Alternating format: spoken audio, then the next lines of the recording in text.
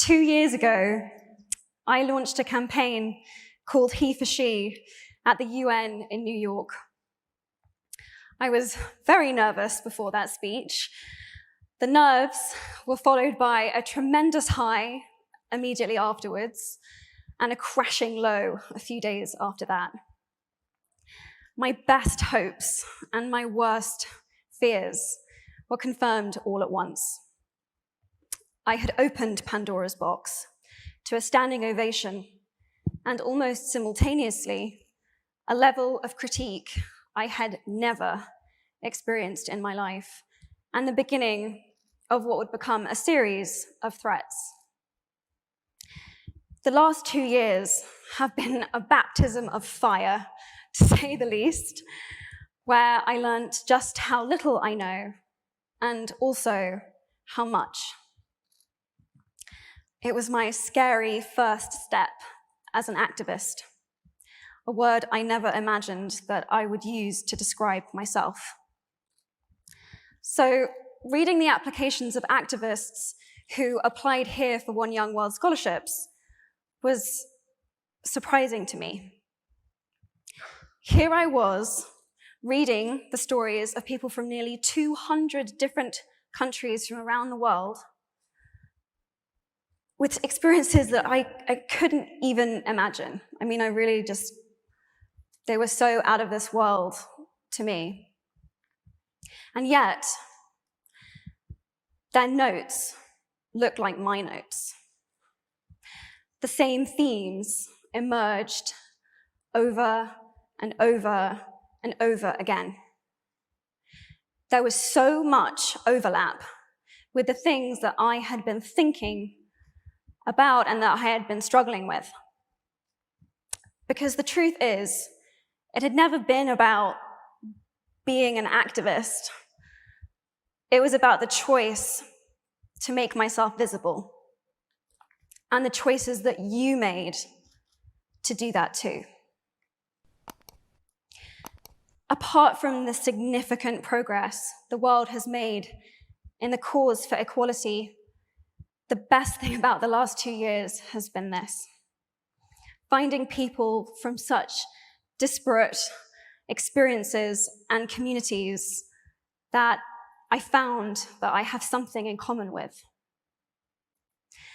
This is a community of artists, spiritual teachers, dreamers, thinkers, doers, who work together and support each other. For the first time in my life, I found my sisterhood, a brotherhood, however you want to describe it. I found my tribe.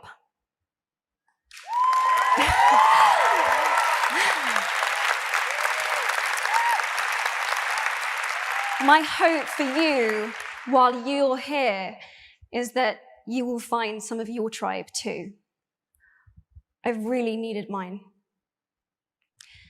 Bobby Kennedy, when he was senator for New York, said, "Each time a man or woman stands up for an ideal, or acts to improve the lots of others, or strikes out against injustice, he sends forth a tiny ripple of hope.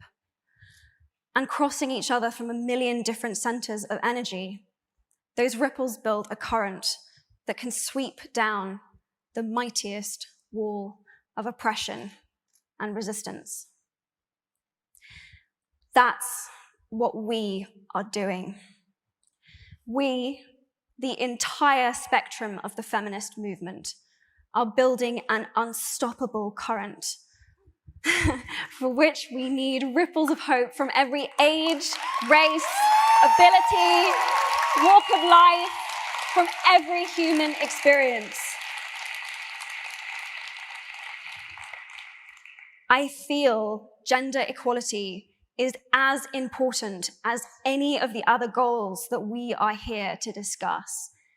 And actually, if anything, it is even more important because it intersects with every single other issue that we face. We all have feminine and masculine energies within us. And both forces need to be lifted up, respected.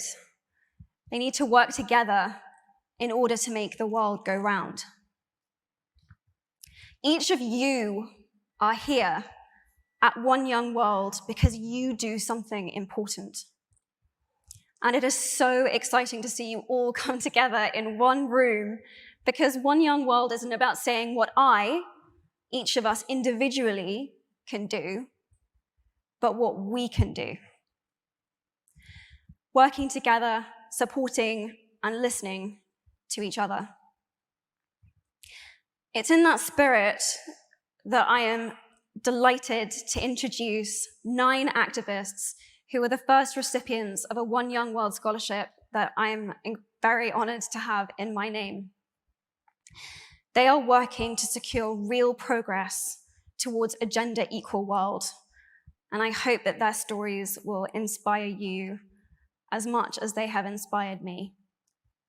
In a moment, I'm going to ask them to come onto the stage, but before I do, I want to offer a few statements of my own that I have struggled with and continue to struggle with on a daily basis, but that I have found inspiring.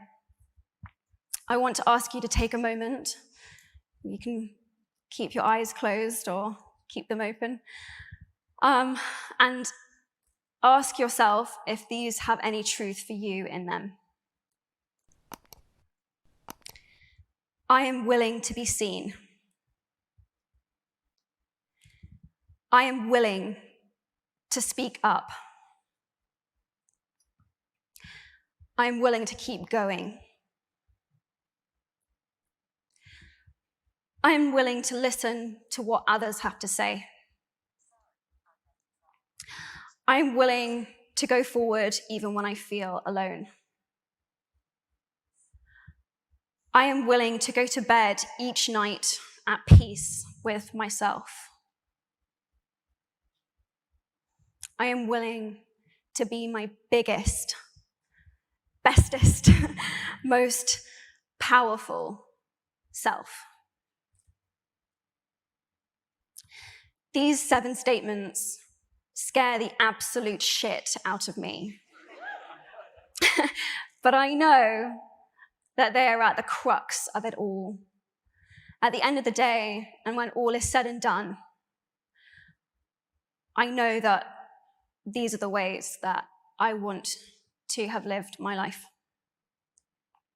I know each one of you probably will have encountered one of these statements in the last 48 hours.